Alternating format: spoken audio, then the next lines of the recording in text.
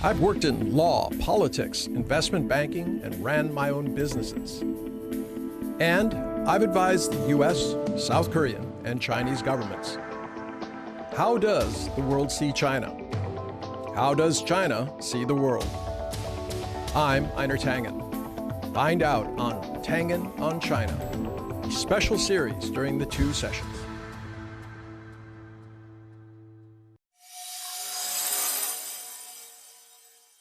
China recently achieved its poverty alleviation goal in 2020 by getting its entire population above the UN International Poverty Standard of $1.90 per day when adjusted for purchasing power. How did it do this? What is the next step? What effect will it have on China? And what does it mean to the rest of the world? For more than 40 years, China has reduced its poverty level in the most historic effort in the world to date.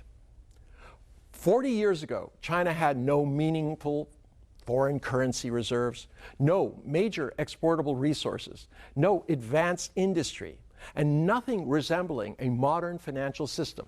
No banks, insurance companies, investment banks, stock markets, or lawyers, accountants, consultants to create and service these types of institutions.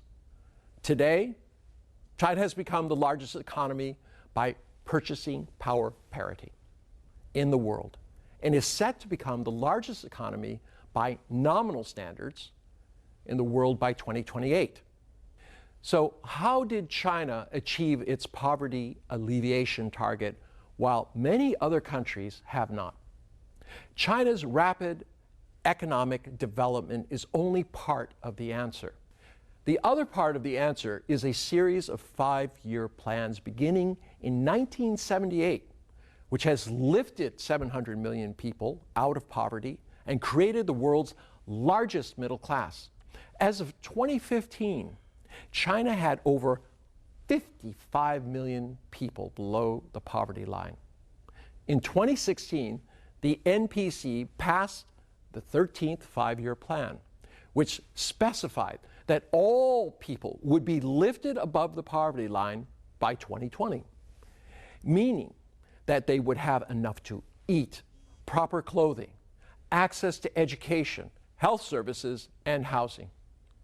To do this, rather than grand pronouncements about a war on poverty, government officials at the local, provincial, and national levels were assigned personal responsibility for creating and implementing specific plans for individuals, families, villages, and districts.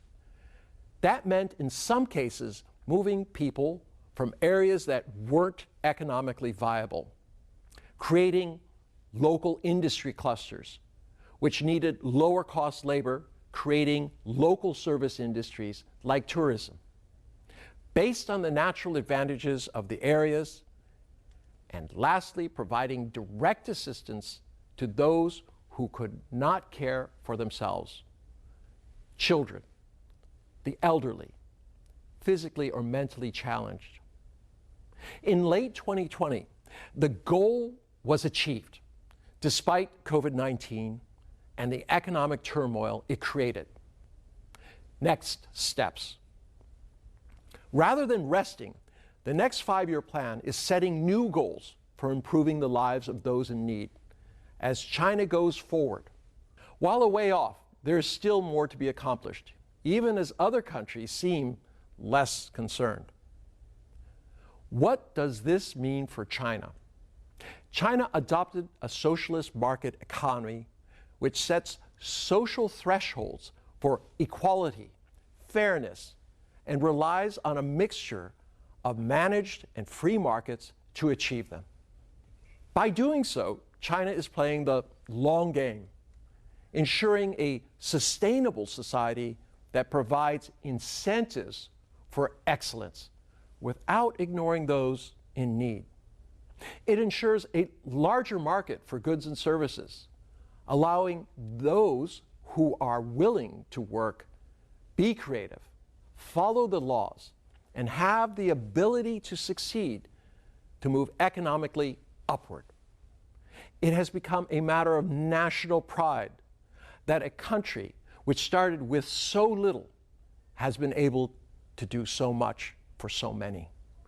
In stark contrast to many more wealthy nations, with each and every person in China getting out of poverty, the Chinese people are living a more decent life and will aspire and strive for an even better one. The country will be heading to the next level of development where there's an even bigger middle class. Both individual lives and the nation will be undergoing a whole new transformation. What does this mean to the rest of the world? With rising incomes and buying power for the average Chinese person, domestic consumption will continue to surge, creating a huge market, not only for China, but the world. A more prosperous China means more opportunities for the world. China has become a beacon for what is possible, despite the constant barrage of criticism. China has led by example, and the statistics show its progress. Increasingly, countries are studying how China has achieved its transformation. While they can't copy what China has done, they are taking parts of China's experience and adapting it to their systems.